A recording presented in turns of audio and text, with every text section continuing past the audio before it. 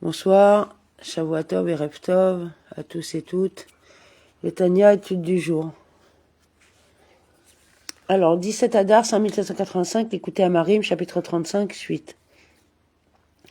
Or, l'explication de cette image par laquelle le Zohar a comparé la lumière de la Shérina à la lumière d'une lampe, qui n'éclaire pas et n'est pas retenue par la mèche sans huile. Et de même, la Shérina ne repose sur le corps de l'homme comparé à une mèche qu'au moyen des bonnes actions accomplies par ce dernier.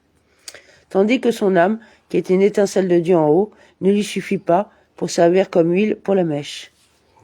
La nature du feu étant de s'élever vers le haut, il doit impérativement être retenu par une mèche ou par du bois. Cependant, la seule mèche est vite consumée. De plus, elle produit une flamme assombrie car sa matière n'est pas complètement transformée et absorbée par la flamme. L'huile, quant à elle, se consume parfaitement, donnant une lumière pure et claire. On comprend donc que le corps ne puisse pas lui-même servir d'huile pour la flamme, car il demeure toujours une entité physique et ne peut pas se fondre dans la lumière de la Shérina. Qu'est-ce que t'as dit ? Une question paraît néanmoins tout à fait légitime. L'âme, elle-même divine, ne paraît-elle pas remplir ce rôle ? Pourquoi donc recourir aux bonnes actions ?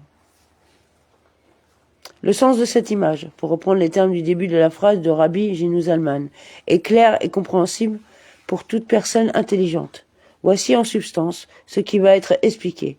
L'âme d'un homme, fût-il injuste parfait, qui sert Dieu avec la forme la plus haute de crainte et d'amour, ne saurait être complètement effacée devant lui pour se fondre dans la lumière divine.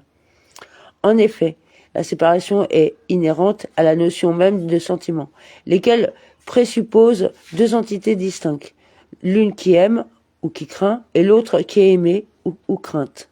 Seules les bonnes actions, les mitzvot qui font qu'un avec le divin peuvent donc servir d'huile pour la lumière de la Shérina qui brille au-dessus du juif.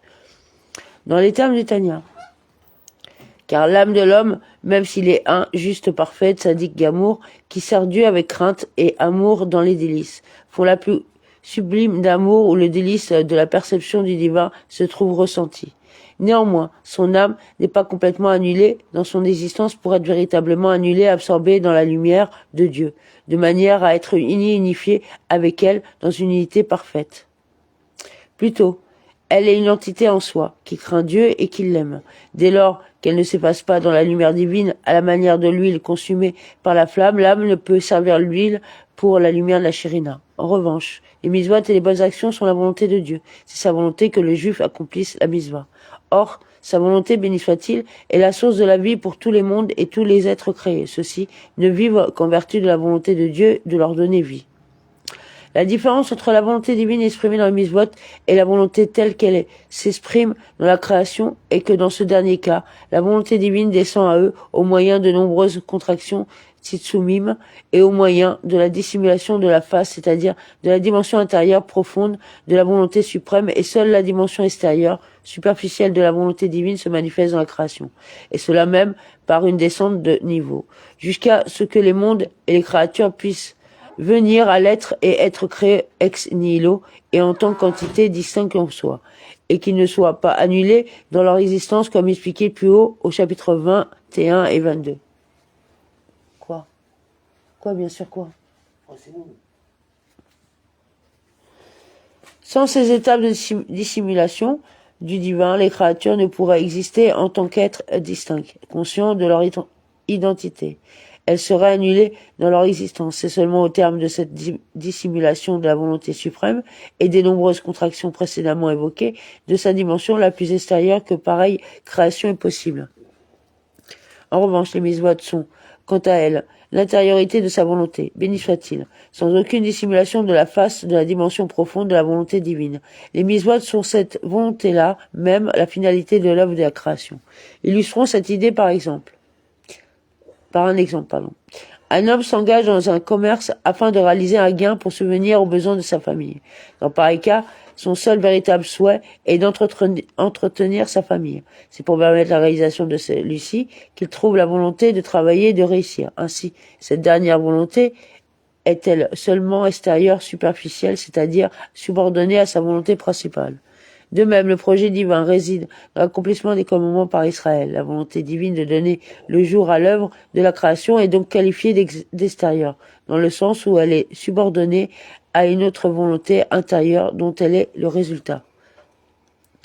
Parce que les mitzvot représentent la vraie volonté de Dieu, sans occultation. La vitalité qui est en elle n'est absolument pas une chose distincte en soi. Au contraire, elle est unifiée avec la volonté divine et absorbée dans celle-ci, et ils ne font qu'un dans une parfaite unité. On comprend donc à présent l'image du Zohar. Seuls les mitzvot peuvent servir d'huile pour la shérina. Seuls en effet les mitzvot, à la manière de l'huile, qui se consume et disparaît dans l'éclat de la flamme, se fondent parfaitement dans la lumière de la volonté divine, et par leur biais, l'âme divine, mais aussi la faculté d'action du corps physique, telle l'énergie de la main qui met les téfinis ou qui porte l'étrog, se trouve parfaitement unie à cette volonté comme il sera expliqué plus loin. Pour autant, ne serait-il pas possible de recevoir la shérina pour le travail spirituel de l'âme quant à son amour et à son attachement à Dieu? Ça finit par une question. Bah oui, pour reprendre demain. Bon, allez.